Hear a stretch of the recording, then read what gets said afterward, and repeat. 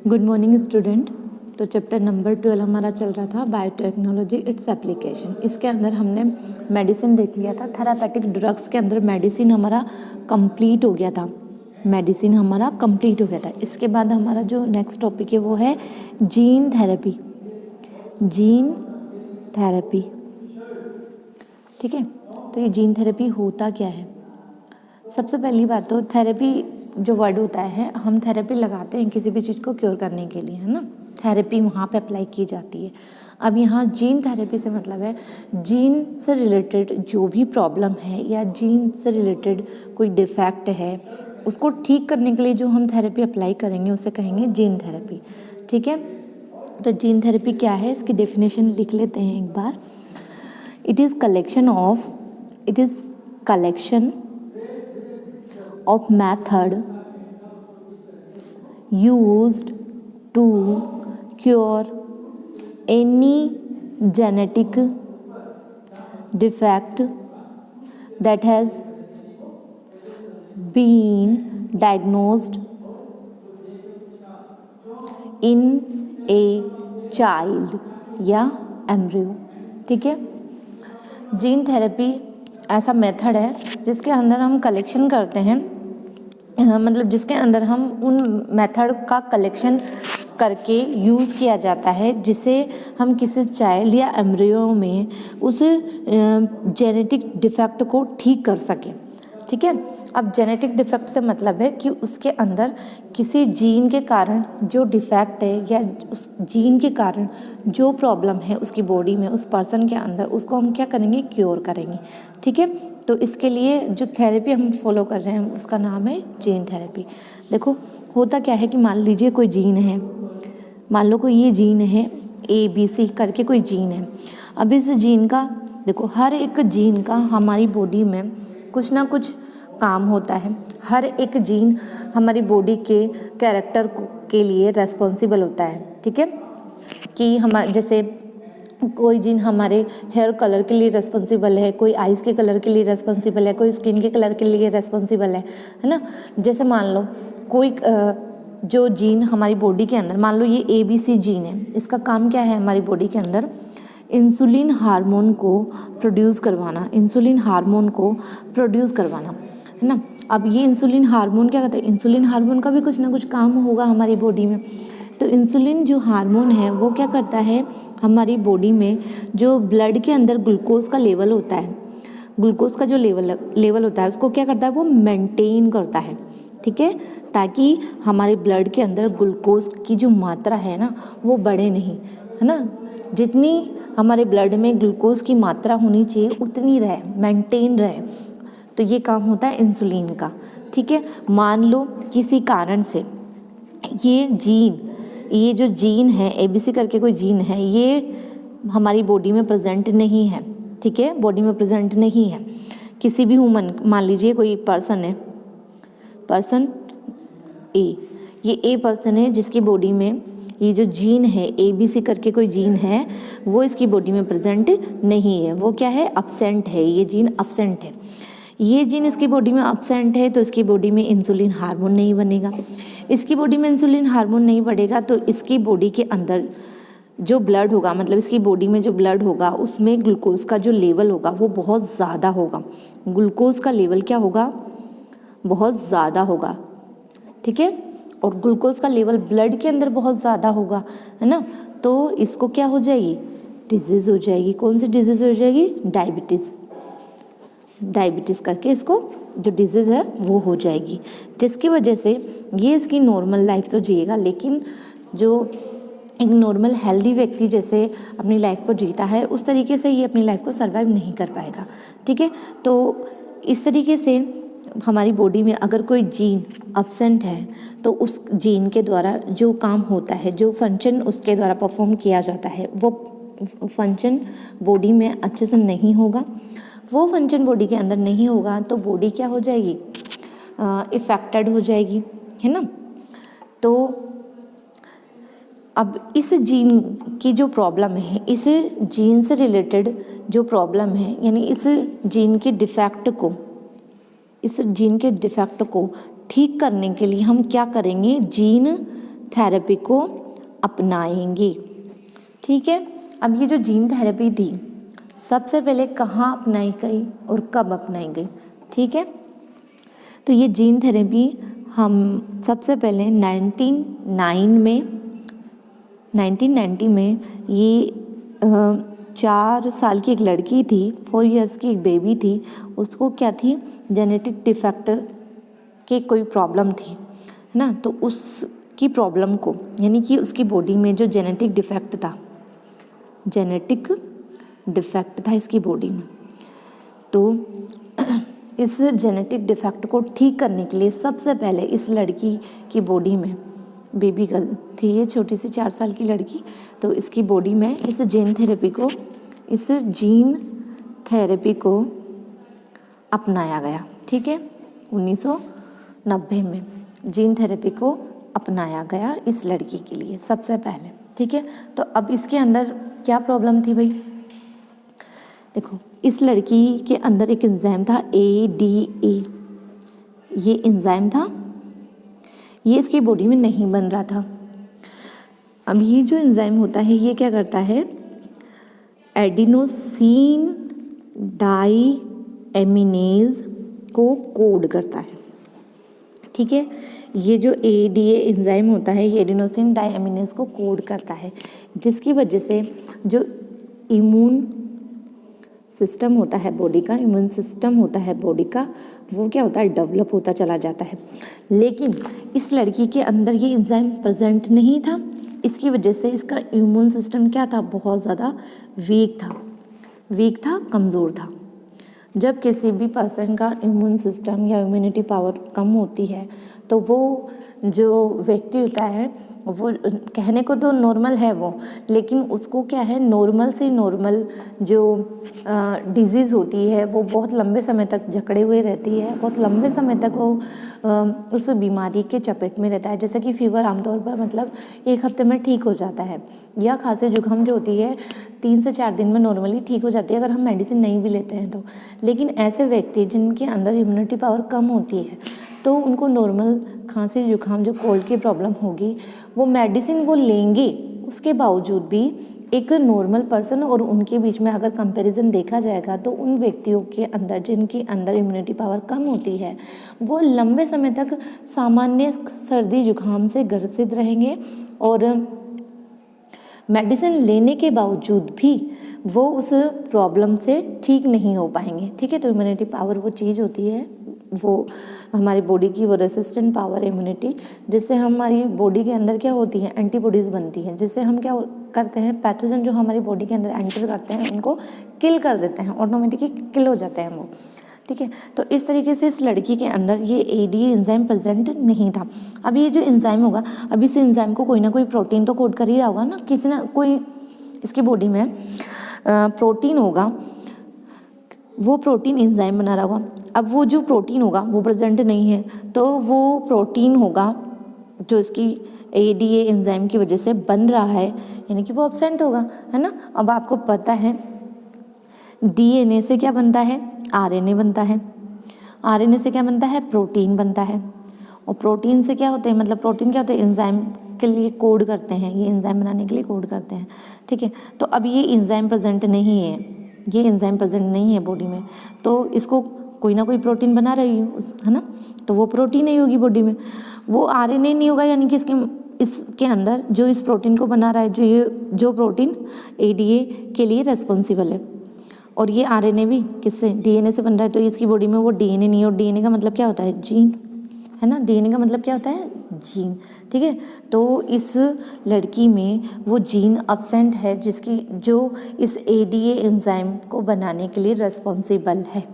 ठीक है, तो अब इस प्रॉब्लम को, ये तो हुई इसकी प्रॉब्लम, ठीक है, इसके अंदर ये प्रॉब्लम थी, और इसलिए इस प्रॉब्लम को ठीक करने के लिए सबसे पहली बार जीन थेरेपी इस 4 साल की लड़की के लिए अपनाई गई 1990 में। ठीक है, तो अब इस तरह की जो प्रॉब्लम होती है, इस तरह की जो प्रॉब्लम होगी उसको हम किस किस तरीके से ठीक कर सकते हैं, देखते हैं। मेथड है किस तरीके से इस जेनेटिक डिफेक्ट की प्रॉब्लम को हम ठीक कर सकते हैं। सबसे पहला है बोन मैरो ट्रांसप्लांट, ठीक है, बोन मेरो ट्रांसप्लांट या ट्रांसप्लांटेशन। और दूसरा तरीका है एंजाइम, वो जो एंजाइम इसकी बॉडी में नहीं था उस एंजाइम को हम क्या करते हैं, रिप्लेसमेंट करते हैं किसी दूसरे सोर्सेज से, एंजाइम रिप्लेसमेंट थेरेपी, ठीक है। और तीसरा है हमारा जीन थेरेपी, ठीक है। तो ये 3 तरीके हैं। किसी भी हेल्दी पर्सन से हम क्या लेंगे, बोन मेरो लेंगे, और है ना। अब ये बोन मेरो हम ऐसे तो ले नहीं सकते, है ना। ये बोन मेरो लेने के लिए हमें हमारा जो मतलब बहुत ज़्यादा क्लोज रिलेटिव होगा, जितना ज़्यादा क्लोज रिलेटिव होगा उसी से हम ये बोन मेरो ले सकते हैं। और वो बोन मेरो उस लड़की के लिए या किसी भी ऐसे पर्सन के लिए जिसको इस तरह की जेनेटिक डिफेक्ट की प्रॉब्लम है, उसकी बॉडी क्या करेगी, उसको मतलब एक्सेप्ट तभी कर सकती है जब वो उसका क्लोज रिलेटिव हो। क्योंकि बोन मेरो ट्रांसप्लांटेशन के लिए ब्लड मैचिंग होगी, टिश्यू मैचिंग, ये जो टेस्ट होते हैं वो करवाने पड़ते हैं, ब्लड टेस्ट वगैरह होते हैं, टिश्यू मैचिंग होती है, तब जाके उसकी बॉडी क्या करेगी, उस पर्सन की बॉडी उस दूसरे पर्सन की बोन मेरो को एक्सेप्ट कर पाएगी, ठीक है। तो एक तो ये तरीका होता है। दूसरा होता है वो जो एंजाइम्स उस लड़की की बॉडी के अंदर नहीं है, उस एंजाइम को हम किसी दूसरे सोर्सेस से प्राप्त करके उसकी बॉडी में डाल देंगे, यानी एंजाइम रिप्लेसमेंट कर देंगे, ठीक है। तो अब 2 तो ये तरीके हो गए, तीसरा हो गया जीन थेरेपी हमारी। तो ये जो 2 तरीके हैं ना, वैसे तो ये तीसरा तरीका अभी क्या है, हमने ये नहीं कह सकते कि ये कौन सा वाला तरीका परमानेंट वाला क्यों है। देखो ये दोनों तरीके क्या हैं, अगर हम इन दोनों तरीक़ों को अपना भी लेंगे तो इससे वो जो व्यक्ति है वो मोर्टल तो हो नहीं जाएगा, है ना, अमर तो नहीं हो जाएगा वो व्यक्ति, है ना। उसको मतलब टाइम टू टाइम उसको ये जो थेरेपीज़ हैं वो बार बार लेनी पड़ेगी अगर उसको सर्वाइव करना है लंबे टाइम तक, तो ठीक है। अब जैसे हमने आर्टिफिशियली तरीके से उस एंजाइम को उस लड़की की बॉडी में डाल भी दिया, तो जब तक वो एंजाइम उसकी बॉडी में मतलब परमानेंट तो बना नहीं रहेगा वो ना, क्योंकि उसको परमानेंट बनना ही रहने के लिए वो जीन या वो डीएनए या वो आरएनए चाहिए था जो उसकी बॉडी में प्रेजेंट हो, और वो जैसे उसको ज़रूरत हो तो बराबर मात्रा में बनाता रहे। तो वो एंजाइम जब तक रहेगा उसकी बॉडी में तब तक उसका इम्यून पावर सही रहेगा। जैसे ही वो एंजाइम की जो क्वांटिटी है कम हो जाएगी तो उसका इम्यून पावर फिर से कमज़ोर हो जाएगा, तो फिर उससे उसको ये एंजाइम रिप्लेसमेंट थेरेपी लेनी पड़ेगी। तो ये दोनों तरीके क्या हैं, वैसे परमानेंट क्योर में नहीं आते हैं ये, ठीक है, टेम्प्रेरी मेथड है ये। अब ये जो जीन थेरेपी है, सबसे पहले तो देख लेते हैं जीन थेरेपी होती क्या है। तो जैसे मान लो कोई पेशेंट है या वो बेबी, मान लो वो बेबी गर्ल, ठीक है, वो बेबी गर्ल, ठीक है। उस बेबी गर्ल का हमने क्या किया, लिम्फोसाइट्स लिए,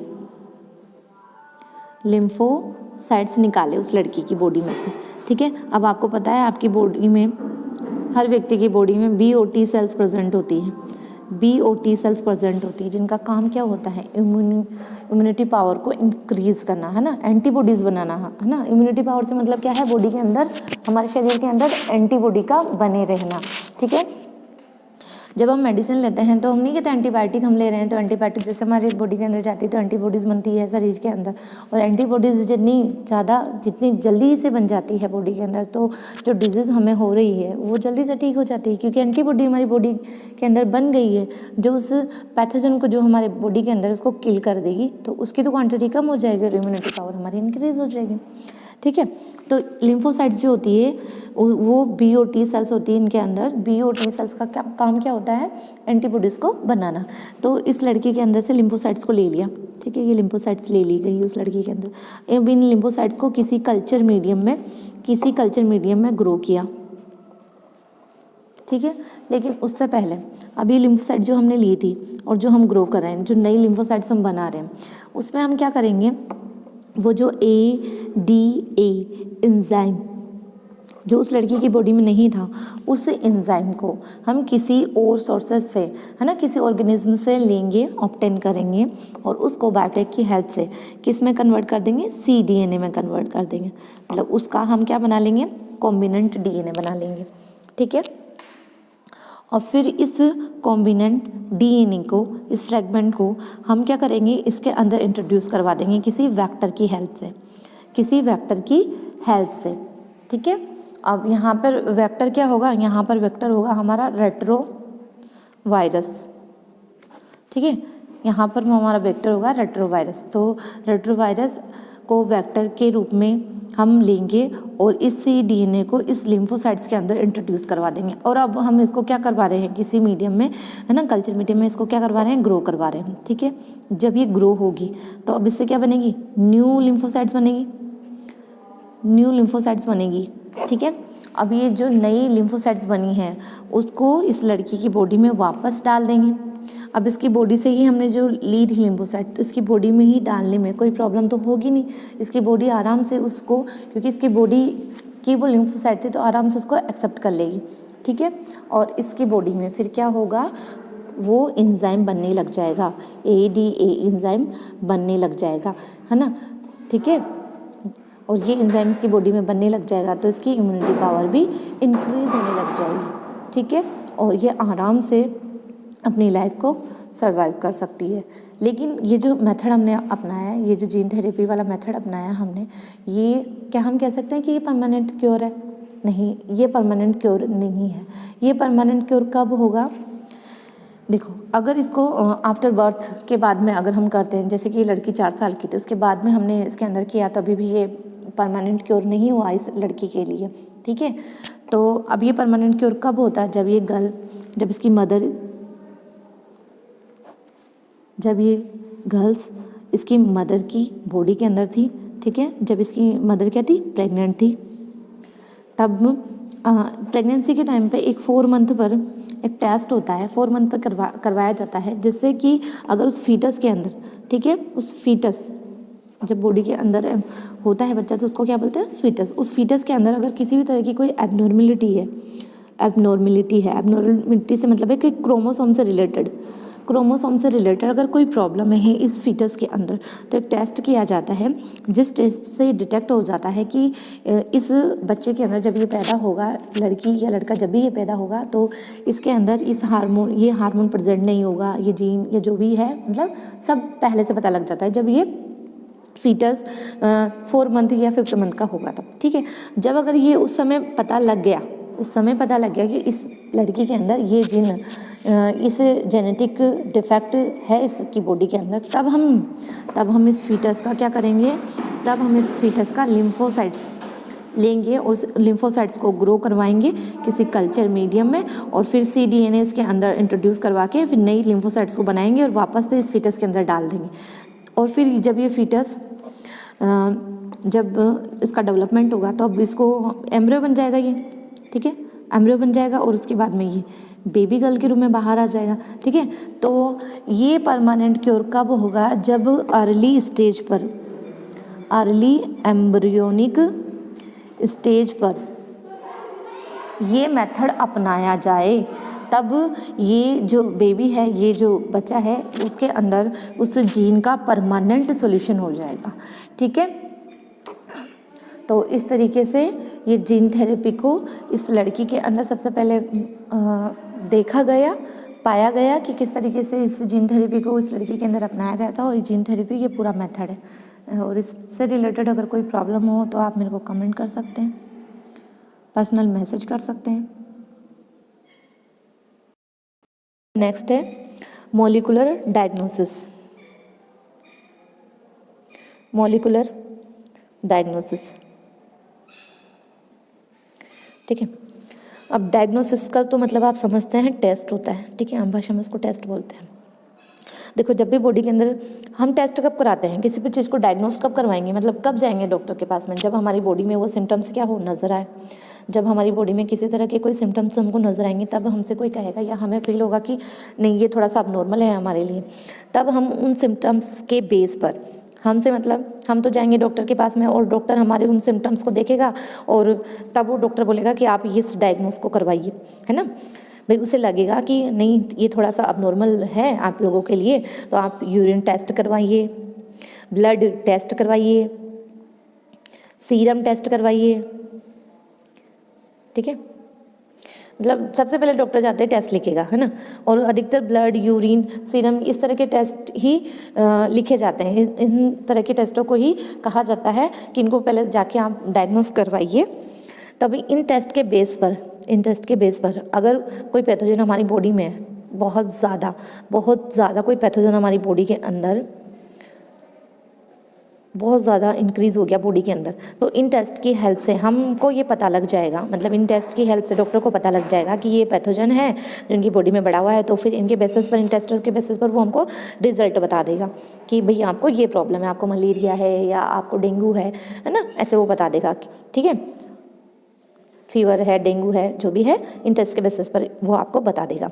ठीक है, और ये टेस्ट कब उस पैथोजन को कब पकड़ सकते हैं, जब वो पैथोजन हमारी बॉडी में बहुत ज़्यादा उसकी क्वांटिटी हो हमारी बॉडी में, तभी इन टेस्टों की हेल्प से हम उसको डिटेक्ट कर सकते हैं, सॉरी, है ना। तो अब ये जो टेस्ट है, यूरिन, ब्लड, सीरम, ये सारे के सारे कन्वेंशनल मेथड हैं जो मतलब पहले किए जाते थे। ठीक है, लेकिन मान लो हम डॉक्टर के पास गए तो हम किस लिए थे, फीवर से आ रहा था हमको, और फीवर, भाई ये क्या डेंगू है, ये क्या मलेरिया है, या कोई और प्रॉब्लम है हमारी बॉडी में, तो हम तो इसलिए गए थे डॉक्टर के पास में।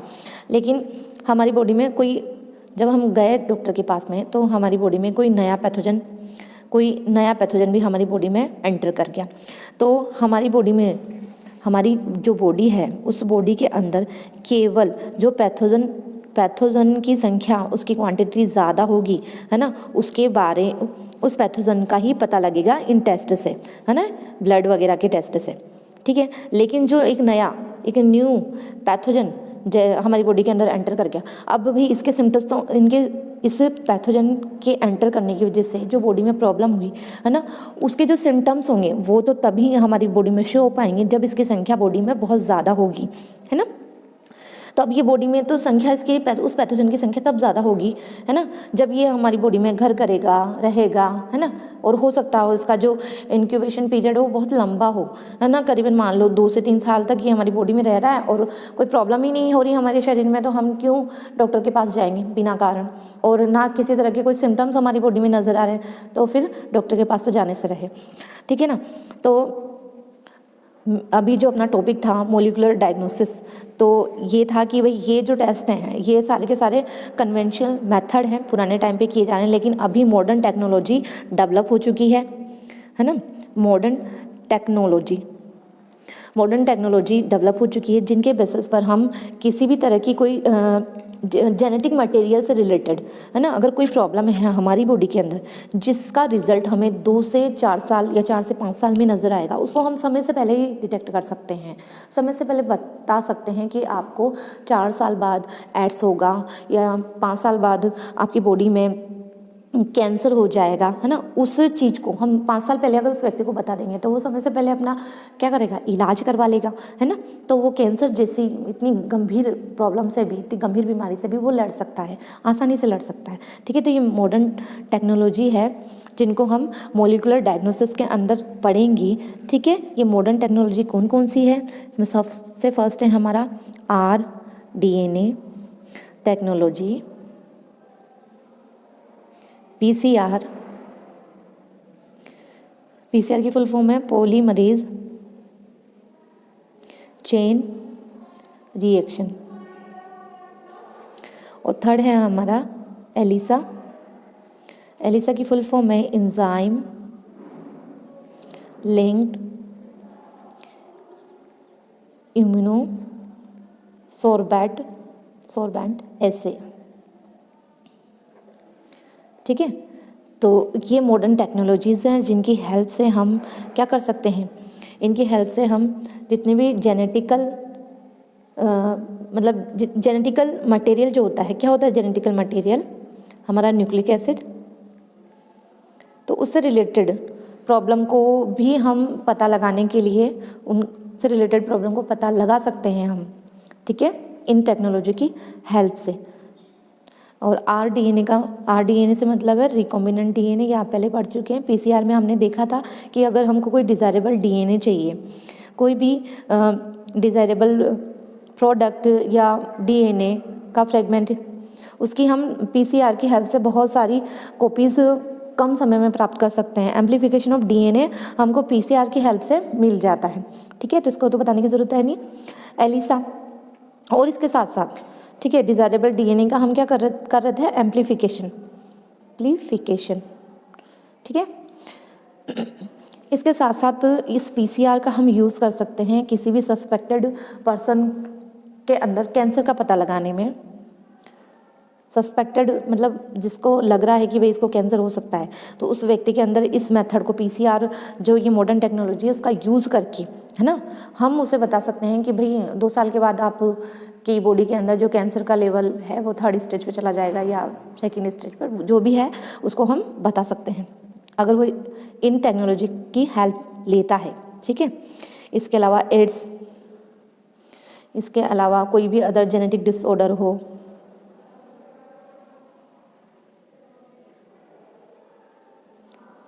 है ना, कोई भी अदर जेनेटिक डिसऑर्डर हो उसको डिटेक्ट करने के लिए भी हम पीसीआर जो टेक्निक है उसका यूज़ कर सकते हैं। किसी भी तरह के म्यूटेशन के लिए तो ये कुछ प्रॉब्लम्स हैं, है ना, कुछ डिजीज़ हैं जिनका हम समय से पहले अगर हम ये मॉडर्न टेक्नोलॉजी यानी ये जो मोलिकुलर डायग्नोसिस है, क्या है ये मोलिकुलर डायग्नोसिस है, जिनकी हेल्प से हम इन सारी प्रॉब्लम को समय से पहले भी डिटेक्ट कर सकते हैं अगर हम इसे करवा लें। क्योंकि भाई हम तो क्या तभी करवाएंगे या डॉक्टर या कोई भी पर्सन हमें तभी बोलेगा जब हमारी बॉडी के अंदर वो सिम्टम्स शो होंगे, जिससे लगेगा कि नहीं ये जो सिम्टम्स हैं वो आपके एड्स के हैं या कैंसर के हैं। कैंसर के केस में ऐसा होता है कि जगह जगह बॉडी में गांठें बन जाती है ना, आमतौर पर तो यही चीज़ें हम समझते हैं। लेकिन अगर भाई किसी को भी डाउट सा लग रहा है, ऐसे बिल्कुल थोड़ा सा भी लग रहा है कि क्या ये कैंसर की वजह से ये ग्रोथ हो रही है बॉडी में, गर्दन पे या हाथ में हमको ये जो नज़र आ रही है गांठ जैसी या नोट जैसा जो भी हमारी बॉडी को हमें फील हो रहा है, क्या ये कैंसर हो सकता है? तो अगर हमने उस समय पर ये मोलिकुलर डायग्नोसिस को अपनाया, इन टेस्टों को अपनाया, तो अगर थोड़ी सी भी संभावना होगी कि आगे चलकर फ्यूचर में चल के अगर वो जो नोड है हमारी कैंसर का रूप ले लेगी, तो हमको क्या है समय से पहले पता लग जाएगा और हम उसका क्या कर लेंगे, ट्रीटमेंट कर लेंगे समय से पहले। ठीक है। तो ये कुछ डायग्नोसिस थे, मोलिकुलर डायग्नोसिस थे जिनका हमें देखना था। इसके अलावा अब एड्स का थोड़ा सा देख लेते हैं। एड्स